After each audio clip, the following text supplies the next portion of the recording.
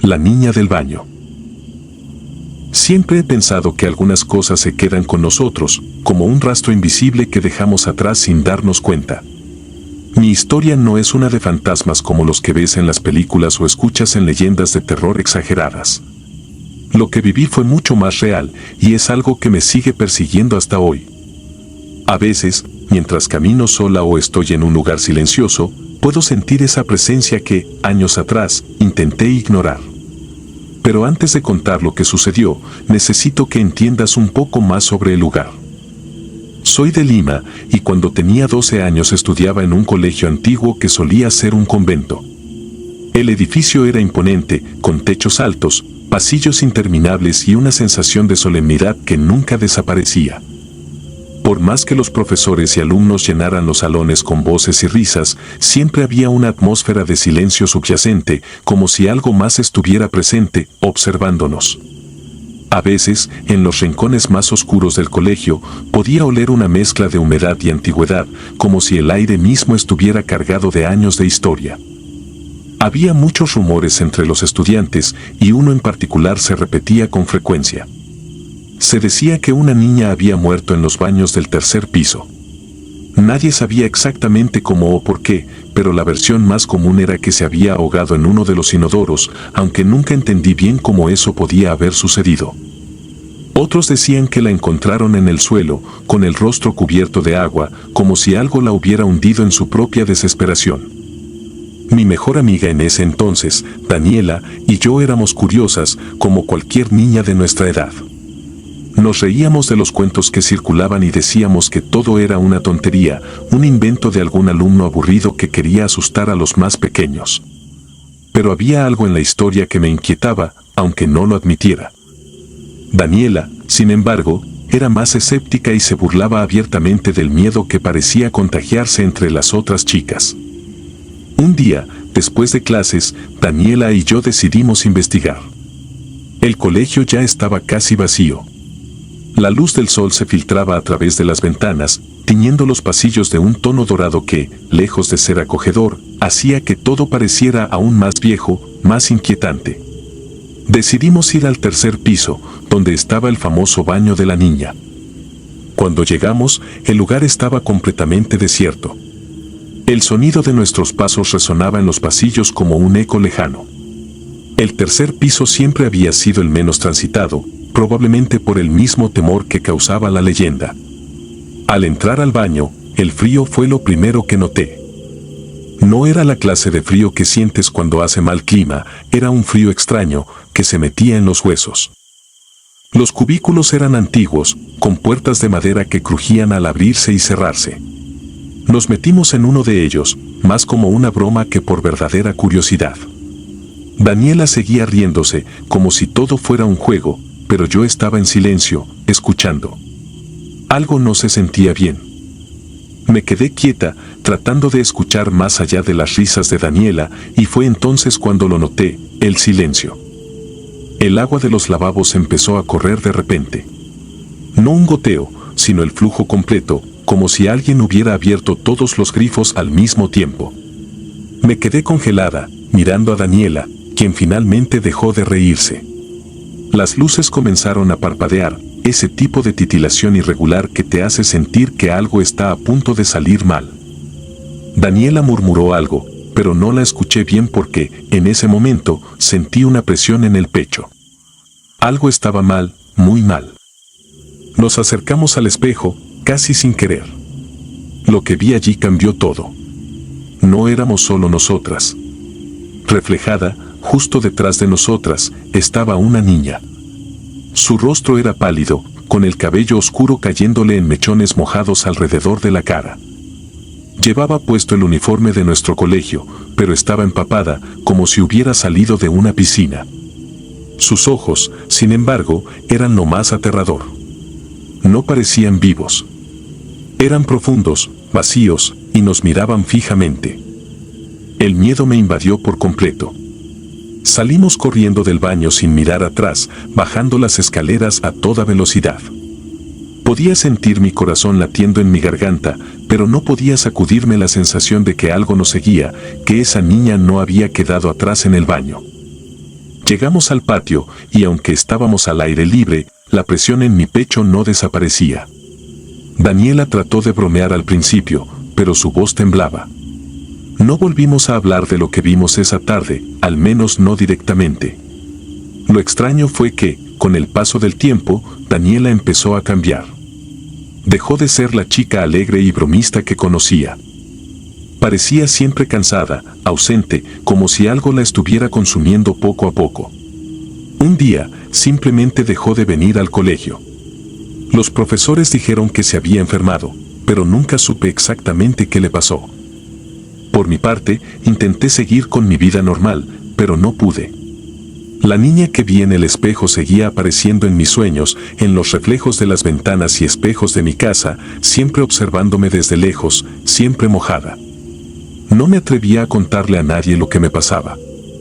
Mis padres nunca me habrían creído, y mis compañeros de clase ya tenían sus propios problemas. Pasaron los años, pero el recuerdo nunca desapareció. Incluso ahora, mientras escribo esto, siento esa extraña sensación de que alguien me está observando. No he vuelto a ver a Daniela desde que se fue del colegio, y parte de mí tiene miedo de buscarla, de descubrir qué fue de ella. Hay cosas que es mejor dejar en el olvido, pero algunas, como esa niña, simplemente no te dejan en paz. Hace poco, volví al colegio. Fue una visita rápida, tenía que recoger unos documentos.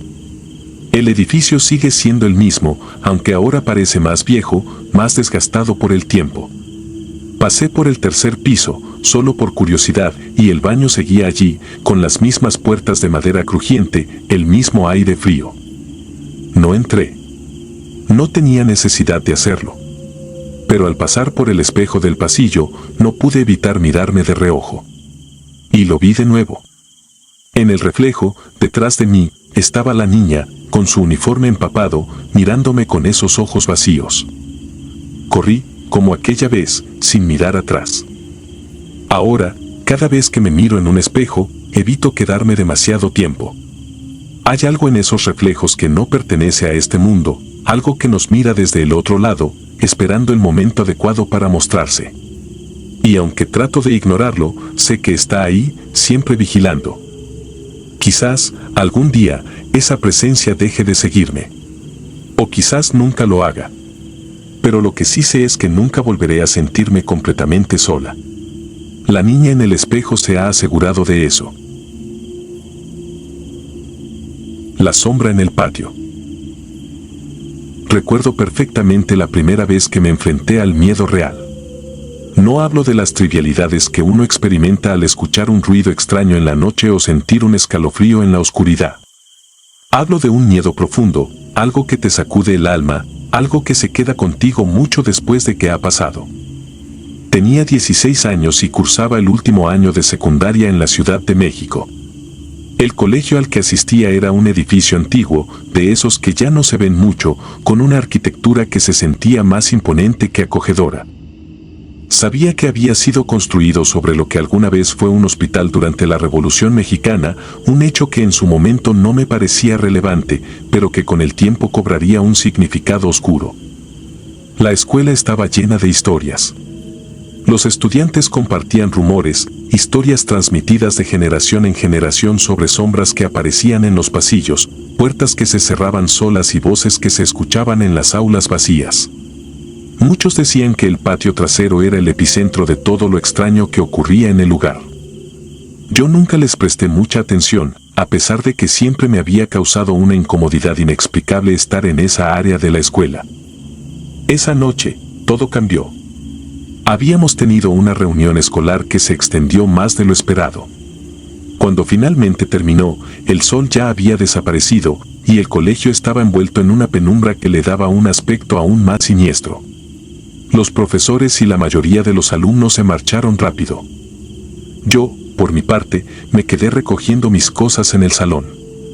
Sabía que no me tomaría más de unos minutos, pero en retrospectiva, desearía haber salido corriendo con los demás. El salón en el que estaba ubicado en el segundo piso, con grandes ventanales que daban una vista directa al patio trasero. Mientras metía mis libros en la mochila, algo llamó mi atención. Desde el rabillo del ojo, vi algo moverse afuera, en el patio. Me acerqué a la ventana, algo inquieto, pero curioso. No había manera de que alguien pudiera estar allí. El patio siempre se cerraba con candado después de las 6 de la tarde y era una norma que los estudiantes respetábamos. El guardia de seguridad, un hombre viejo y taciturno, siempre se aseguraba de que nadie se quedara allí más de lo necesario. Apenas pude distinguir la figura en la penumbra, pero era una sombra oscura, mucho más densa que las que proyectaban los árboles y edificios a su alrededor. Se movía lentamente, casi como flotando, cruzando el patio en una línea recta, como si tuviera un propósito específico. Me quedé inmóvil, observando, convencido de que era mi imaginación o tal vez algún juego de luces. Pero entonces, la figura se detuvo. Y fue ahí cuando me di cuenta de que me estaba mirando. El silencio del salón me aplastaba, podía escuchar mi propia respiración acelerarse mientras mi mente trataba de racionalizar lo que estaba viendo. No había nadie que pudiera estar ahí. Ningún estudiante, profesor o guardia de seguridad debería estar en ese lugar a esa hora. Lo sabía. Y aún así, esa sombra estaba allí, inmóvil, mirándome, como si supiera que la observaba. No pude moverme. Un terror primitivo me clavaba los pies al suelo. De repente, la sombra empezó a moverse de nuevo, pero esta vez hacia las escaleras que llevaban a los pasillos del segundo piso, donde yo me encontraba. Recuerdo sentir como mi corazón empezaba a martillarme en el pecho.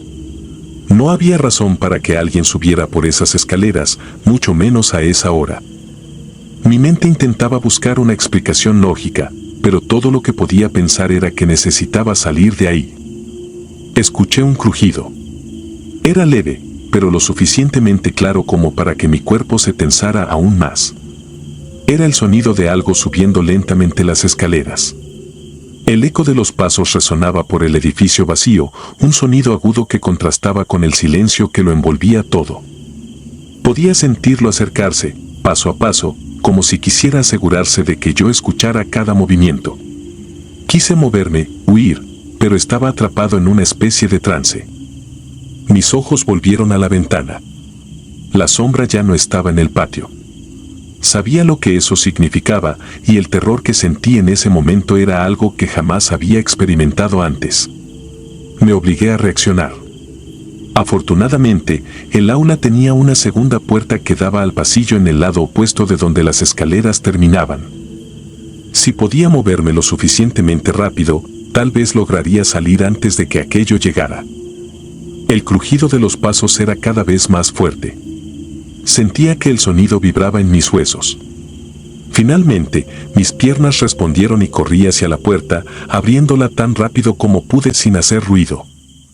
Me deslicé al pasillo, que estaba casi completamente a oscuras, iluminado apenas por la luz de las farolas de la calle que se filtraba a través de las ventanas.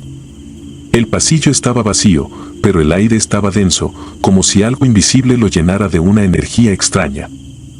Empecé a caminar hacia la salida del edificio, tratando de no hacer ningún ruido, pero cada paso que daba se sentía como un estruendo. Los pasos en las escaleras continuaban, cada vez más cercanos. Y entonces, escuché el golpe de una puerta abriéndose detrás de mí, seguido de un silencio sepulcral. Me detuve en seco, incapaz de girar la cabeza. Sabía que si miraba hacia atrás, lo que vería no sería algo humano. Seguí caminando, más rápido esta vez, casi corriendo. Podía sentirlo detrás de mí, algo oscuro, algo que no pertenecía a este mundo. La sensación de ser observado era insoportable, como si cientos de ojos invisibles estuvieran fijos en mí. Al llegar a las escaleras principales, no pude evitar echar un vistazo hacia el pasillo de donde venía. Lo que vi fue peor de lo que esperaba. No había nadie. Ni una sombra, ni una figura humana, pero el aire parecía moverse, como si algo estuviera respirando, una presencia palpable que casi podía tocar. Y en ese momento, lo escuché. Un susurro, suave pero claro, un sonido que parecía provenir de todas partes y de ninguna a la vez. No entendí lo que decía, pero sabía que no era bueno. Corrí. Bajé las escaleras de 2 en 2, con el corazón en la garganta. Sentía que si me detenía, aunque fuera por un segundo, esa cosa me alcanzaría. No me atreví a mirar atrás de nuevo. Solo corrí, impulsado por un terror puro y primitivo. Cuando finalmente llegué a la puerta principal, la empujé con todas mis fuerzas y me lancé al exterior, inhalando el aire frío de la noche como si fuera la primera vez que respiraba en horas. Me detuve en la acera, jadeando, mirando hacia el edificio.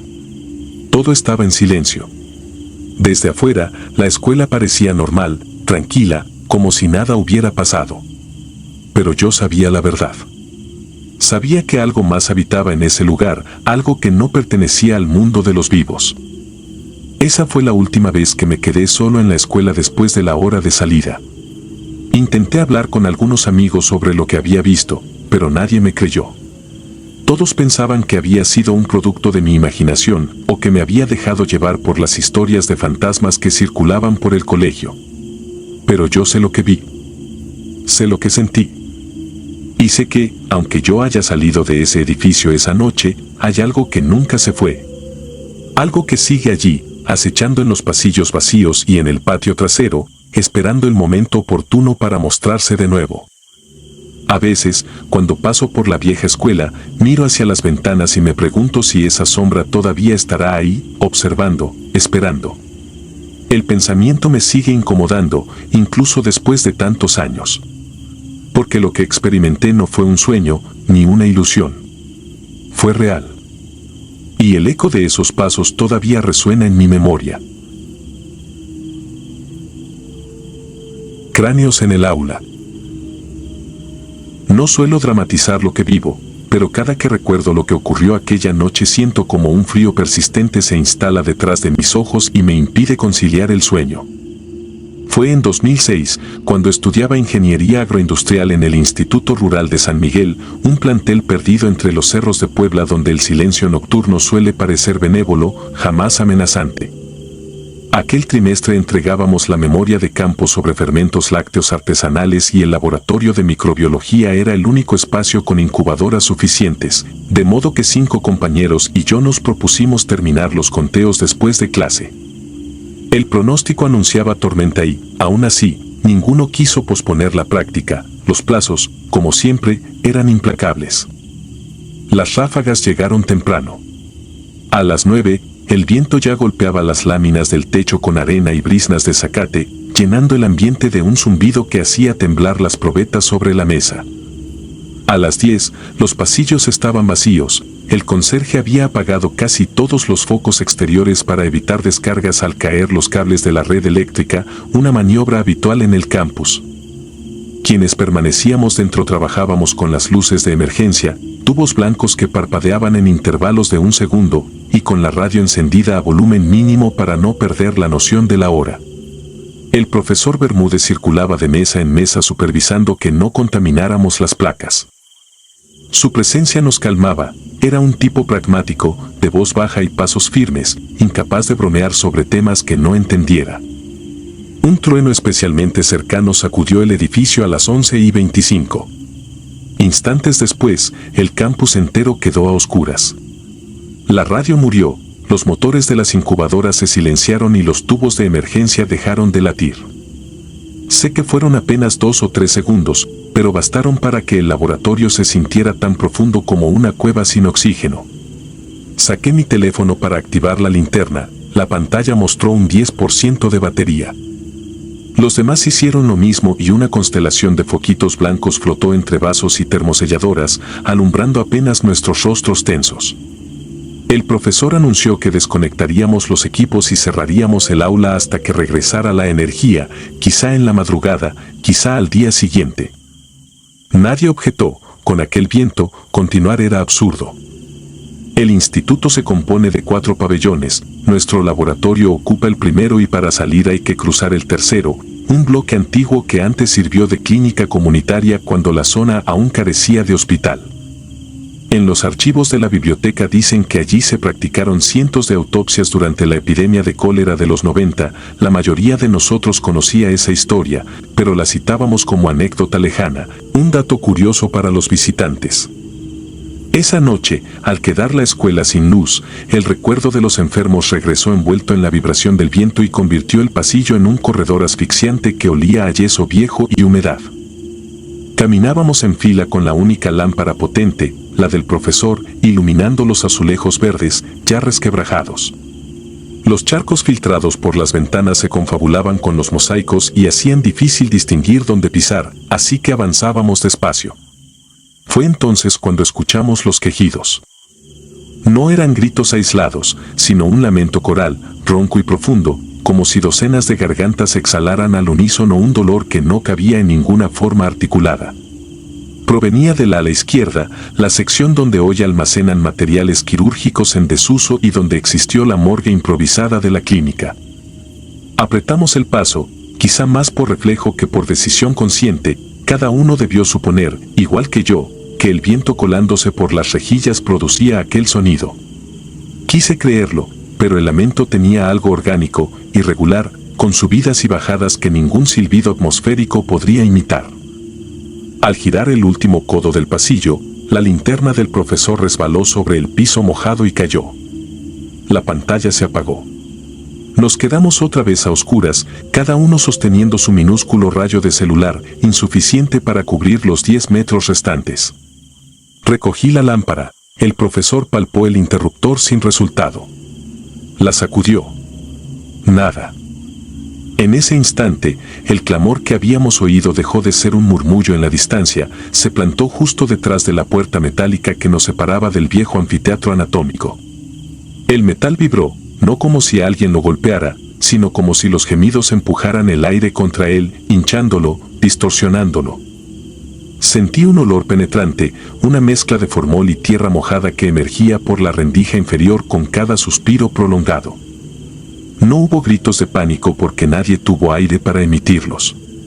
Cerramos filas y avanzamos en silencio, aferrados a la única salida que quedaba, cruzar el estacionamiento por la puerta trasera del pabellón. El chirrido de nuestra suela sobre el granito mojado sonaba ofensivamente alto. El profesor iba primero, tanteando las paredes a falta de luz. Yo, segundo, trataba de no mirar hacia atrás, pero era imposible ignorar la certeza de que aquello que respiraba detrás del metal podía, en cualquier momento, abrir la puerta. De alguna forma supe que si volteaba vería cómo el pasador cedía y una sombra imposible se deslizaba hacia nosotros pidiendo espacio para habitar nuestros cuerpos. Llegamos por fin al portón que da al estacionamiento. Estaba abierto.